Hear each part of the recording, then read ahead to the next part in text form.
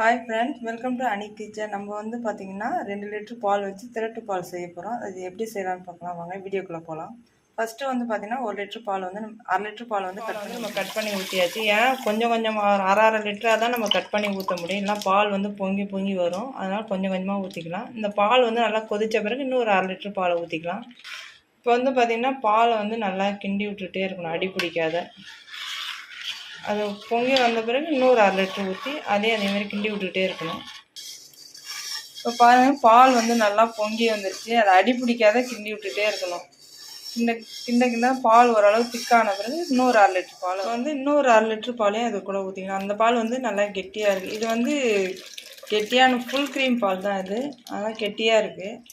இப்போ இன்னொரு 1/2 லிட்டர் பாலையும் ஊற்றி கிண்டி விட்டுக்கலாம். இப்போ வந்து பால் வந்து நல்லா கொதிச்சிச்சு பாருங்க.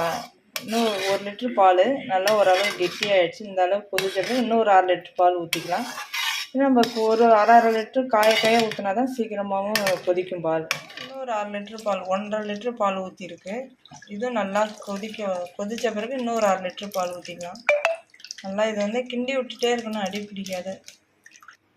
இப்போ வந்து பால் பாருங்கள் நல்லா கொதிச்சிச்சு. இதில் 1.5 லிட்டர் பால் பாருங்கள், 1 லிட்டர் பால் அளவு வந்துடுச்சு. இன்னொரு 1/2 லிட்டர் பாலையும் ஊற்றிக்கலாம்.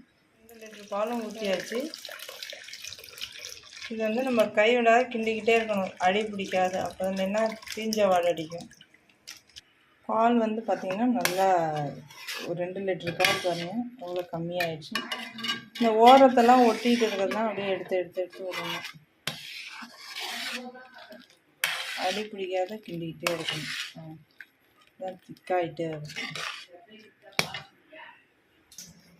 பாருங்க. நல்லா 2 லிட்டர் பால் எவ்வளோ வந்துருக்கு பாருங்கள், நல்லா கெட்டியாக இருந்துச்சு. ஓரளவு நல்லா இன்னும் ஒரு 20 நிமிஷம் ஆச்சுன்னா ரெடி ஆகிடும் திரட்டு பால். அதுக்கப்புறம் வந்து நம்ம சர்க்கரை போடணும். சர்க்கரையும் ஏலக்காவும் போட்டு நல்லா கிண்டி இறக்கிட வேண்டியதான். இப்போ வந்து நல்லா கெட்டியாகிடுச்சு. இந்த ஸ்டேஜில் வந்து பார்த்திங்கன்னா ஒரு 200 கிராம் வந்து சர்க்கரை போட்டுக்கலாம். போட்டு நல்லா கிளறி விட்டுட்டே இருக்கணும்.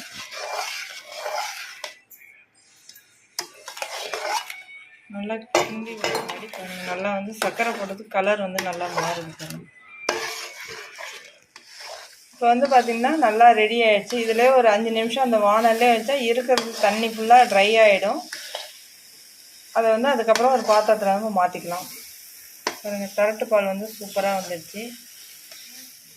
கொஞ்சம் வந்து தலை வந்து நல்லாவே கெட்டியாகிடுச்சு பாருங்கள். திரட்டு பால் வந்து நல்லா ரெடி ஆகிடுச்சு. இதை வந்து நம்ம பாத்திரத்தில் வந்து மாற்றிக்கலாம். திரட்டு பால் வந்து சூப்பராக ரெடி ஆகிடுச்சு. செம்ம டேஸ்டியாகவும் சூப்பராகவும் இருக்குது. இந்த மாதிரி நீங்களும் வீட்டில் வந்து செஞ்சு பாருங்கள். பிடிச்சிருந்தால் லைக் பண்ணுங்கள், ஷேர் பண்ணுங்கள், கமெண்ட் பண்ணுங்கள். மறக்காத சப்ஸ்கிரைப் பண்ணணும், பெல் ஐக்கானை அழுத்தி மறந்துடாதீங்க. தேங்க்யூ.